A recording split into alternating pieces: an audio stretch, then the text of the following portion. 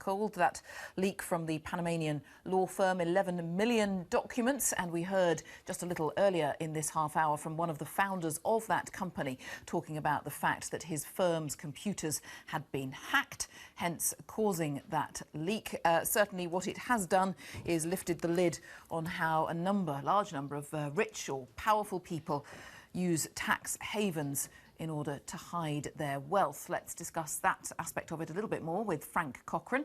He's a wealth manager at FSC Investments and manages the financial affairs of a wide range of high-profile clients, people with a lot of money, I'm assuming. Frank Cochran, thank you very much indeed for waiting to speak to us. That's okay.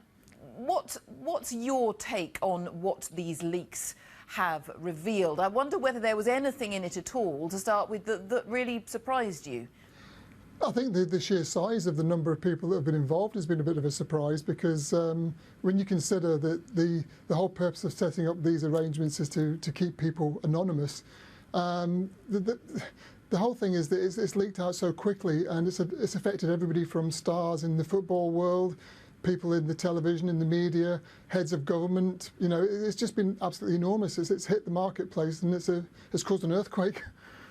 I mean, that's interesting. You say it's hit the marketplace. I mean, have companies such as yours had a lot of phone calls and inquiries since this all began? Well, no, it's actually worked out quite positively for us, because the way that we work is we actually show our clients how to use all the available current methods that the government are quite happy with, things like EIS and VCT schemes and business property relief arrangements. So we work on the assumption that we can keep the client asleep in bed at night without any problems. They don't waken up with a knock at the door from the Inland Revenue.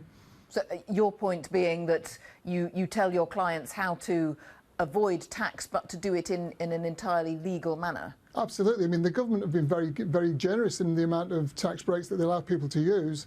And if you use them properly and use them effectively, you've got to be earning an enormous amount of money before you'd have to even contemplate moving offshore and using some of these offshore accounts. Right, but presumably we are talking about precisely that category of people. Those are the people who are putting it in other countries. Yeah, and the only thing that worries me is that if you're going to be doing something that's illegal, then you're going to try and take your name off the documentation. And this is why these shells companies have been so successful, because they use pseudonym directors. I mean, there's been stories of even the cleaner having the ability to sign some of these documents off. It's quite shocking, and I think that the more that the governments do to stop these schemes, the better off the whole world will be, because it means that these black markets for these types of accounts are going to dry up, and we won't need to worry about it any longer. But not everything that has gone on has been illegal, isn't that part of the point of this? That's what's produced the moral debate about whether it's right to put your money in another country. Absolutely. I mean, if you look at the offshore tax havens that we've got, would you consider Dublin to be offshore? Would you consider Scotland to be offshore? Because if Scotland had the devolution, would people have to move the money from Standard Life and the Royal Bank of Scotland because it was deemed as offshore?